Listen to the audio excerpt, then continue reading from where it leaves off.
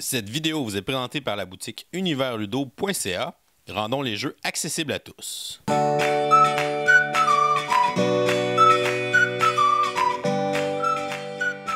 Hey, salut tout le monde! C'est le temps du coup de cœur du mois d'août, le mois d'août qui est déjà terminé. Le début, la rentrée scolaire, la fin des vacances et que ça passe vite ou qu'il faut en profiter. Ça a été un beau mois d'août de gaming. J'ai joué à plusieurs jeux, mais c'est sûr que pour ceux qui me connaissent, vous savez très bien que mon jeu du mois, c'est The Reckoners.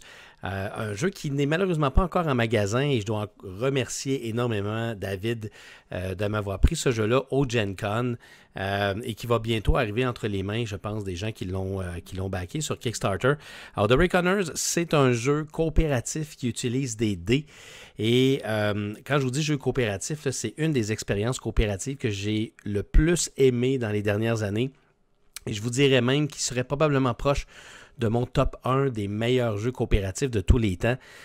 L'histoire de ce jeu-là est totalement incroyable. Vous pouvez d'ailleurs vous procurer la série de livres de Brian Sanderson en français ou en anglais qui s'appelle The Reckoners. C'est un monde où il y a eu un événement et où certains humains ont développé des capacités, des super pouvoirs, mais cette fois-ci, au lieu de devenir des super-héros, ils sont tous devenus des super-vilains parce qu'ils ont eu comme une manière de contrôler la planète parce qu'ils sont plus puissants que les autres. Alors, au lieu de devenir des gentils, ils sont devenus des méchants. Et les Reckoners, ce sont des humains qui essaient par tous les moyens de les arrêter et de reprendre le contrôle de la planète. Alors, le jeu se base spécifiquement sur le premier livre de la série de Brian Sanderson où les Reckoners doivent se battre contre un certain Stillheart qui contrôle la ville de New Chicago. Alors, c'est un jeu là, avec des mécanismes qui sont d'une grande simplicité, mais ce qui est le fun dans ce jeu-là, c'est un des jeux où il y a eu le plus de communication coopérative, où chacun des personnages a vraiment un rôle très important à jouer. Personne n'est laissé de côté. Il y a un petit peu de chance évidemment avec les dés, mais tout ça peut être transformé grâce à des items que l'on peut s'acquérir, grâce à de l'argent qu'on peut gagner, encore une fois, grâce aux dés. C'est vraiment super bon ce jeu-là, je vous le conseille fortement. Il est un petit peu dispendieux, le matériel il est incroyable parce que c'est tout des gens, c'est fait par Game Trace et chacun des environnements, bien on peut mettre des petits jetons dessus pour savoir connaître les statistiques des différents personnages et si tu accroches ta table, ben, ça ne va pas tout se déplacer comme dans Terraforming Mars. Fait que définitivement un peu dispendieux, mais ça en vaut la peine. Fait que mon jeu du mois d'août et qui probablement va être mon jeu proche d'être dans les meilleurs de l'année 2018, c'est The Reckoners. Je vous souhaite un magnifique mois de septembre. Beaucoup de bons jeux de société qui sortent, mais aussi beaucoup de bons jeux vidéo. Fait qu'on se reparle à la fin du mois. Bye bye tout le monde. Un autre mois qui se termine et c'est le temps du coup de cœur du mois d'août. Donc ce mois-ci, j'ai joué à plusieurs jeux, mais pas nécessairement beaucoup de fois chacun. Donc ça a été assez difficile de faire un choix. Mais mon choix, mon coup de cœur s'est arrêté sur un jeu qui date déjà de quelques années et c'est le jeu Russian Railroads. Russian Railroad est un jeu de placement d'ouvriers pur. Donc zéro place à la chance, juste des endroits, des actions qu'on va sélectionner pour essayer de faire notre petit chemin. Donc on essaie de nous faire croire que c'est un thème de train, mais en vérité c'est une machine à points. On va faire toujours un paquet de points, puis toujours de plus en plus de points. Parce qu'à chaque tour, on va toujours marquer les points et ça va monter toujours en montant comme ça. Donc la courbe est vraiment incroyable. À la fin, on finit avec des scores de fou. Mais c'est un excellent jeu. Un jeu très technique, mais que j'adore. C'est le jeu Russian Railroad. Et c'est mon coup de cœur du mois d'août. Durant le mois d'août 2018, j'ai pas nécessairement joué à beaucoup de jeux parce que j'étais en vacances. Donc j'ai apporté des petits jeux, mais je me suis aussi procuré un petit jeu durant ces vacances-là. Et j'ai nommé Penny Papers Adventures Valley of Wiracocha, qui est mon coup de cœur là, du mois d'août 2018. C'est un petit jeu de roll and write, vraiment bien sympathique. Pour l'instant, j'ai déjà joué en solo et j'ai vraiment apprécié l'expérience. C'est quand même un peu dans le style de Welcome to où on va faire tous nos trucs sur notre plateau personnel puis on va avoir les mêmes choix que tous les adversaires. Donc c'est pas, je pense pas que l'expérience va être très différente en multijoueur, mais à part peut-être l'aspect un petit peu plus compétitivité qu'il va avoir, mais c'est un petit jeu, dans le fond, vous allez avoir 3D et vous allez lancer ces dés-là et il y a certaines faces que ça va avoir certains malus ou avoir des bonus que ça va faire plus de points dans la partie. Dans le fond, vous allez avoir une petite map de la vallée de Wiracocha et vous allez écrire des chiffres. Ces chiffres-là, ça va vous permettre de faire des forêts, des villes, des montagnes, des pyramides et aussi vous allez essayer d'entourer certains monuments de forêts, de villes, etc., dépendant de quel monument vous allez construire. C'est vraiment très sympathique comme petit jeu.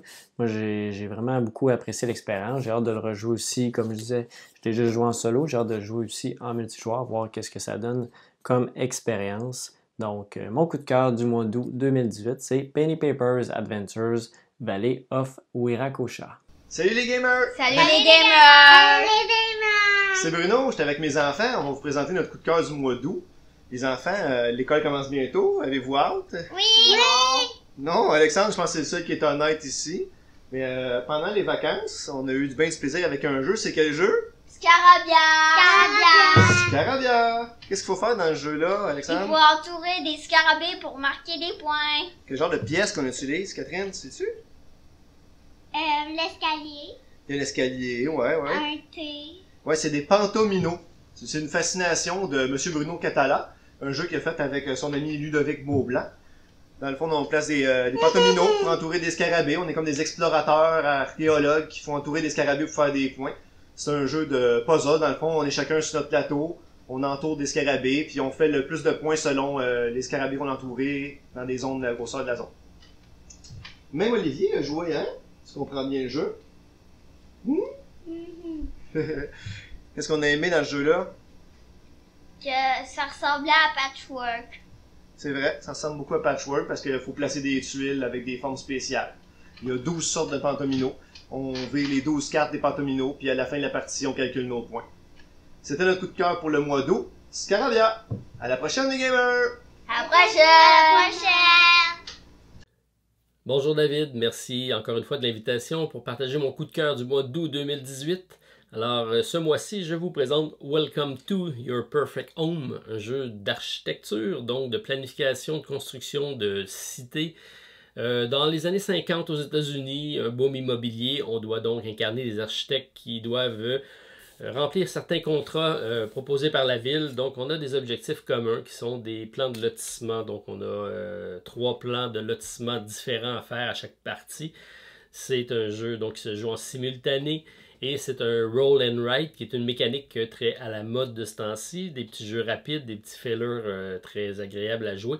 Dans le cas présent, on n'a pas de dés par contre. C'est un jeu de cartes et chaque adresse, c'est assez bien au niveau de la thématique, représente un numéro et doit en faire une combinaison entre les numéros pour pouvoir construire notre ville. Donc, on a 3 rues ici à aménager. On pourra faire différentes actions qui vont nous faire des points. Donc, on va être capable d'engager des arpenteurs géomètres qui vont nous permettre de créer nos lotissements pour faire nos différents plans.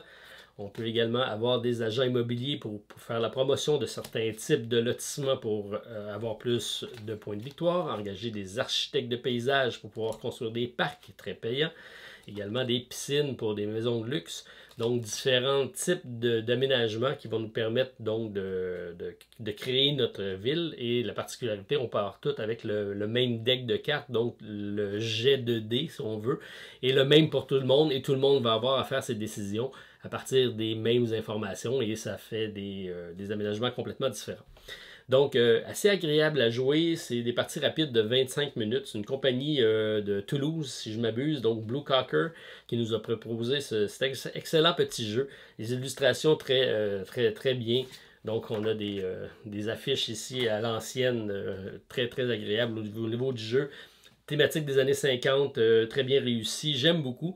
Donc, je vous invite à le partager et fait à noter sur la boîte. C'est marqué de 1 à 100 architectes, puisqu'on a à peu près une centaine de pages dans le livre. Et c'est ce que je vous propose. Donc, j'en profite pour faire une petite pub. Va apparaître cette semaine sur la chaîne. Je fais une partie donc live avec moi et tous les auditeurs qui seront présents.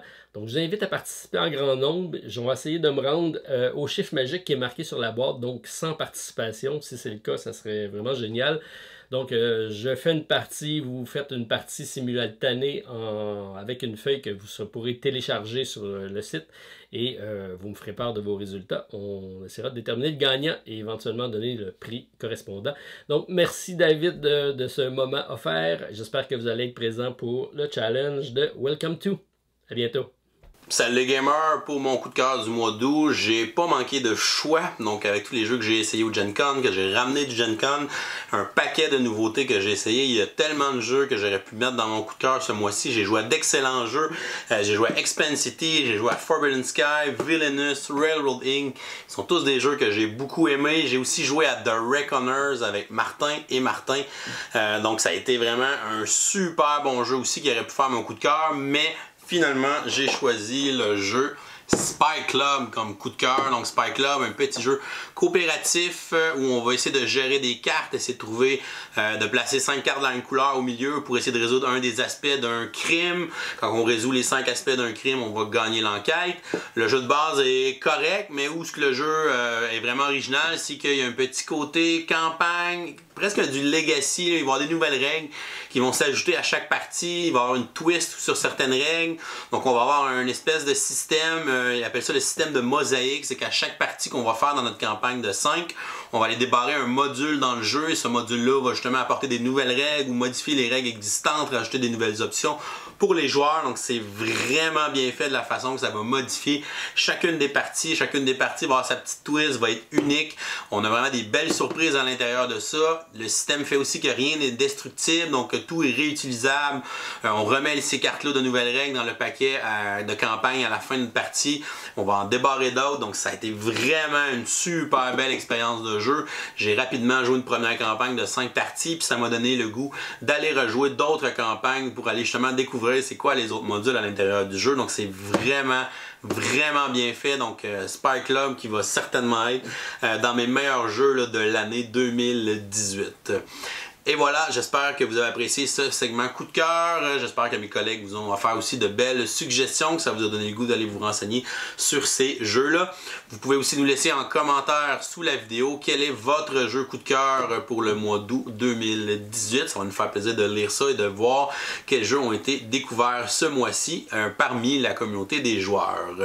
Vous pouvez aussi aller nous visiter sur notre site web passionboardgames.com et moi je vais vous souhaiter une excellente fin de journée et continuez de gamer. On se revoit le mois prochain pour un autre segment coup de cœur.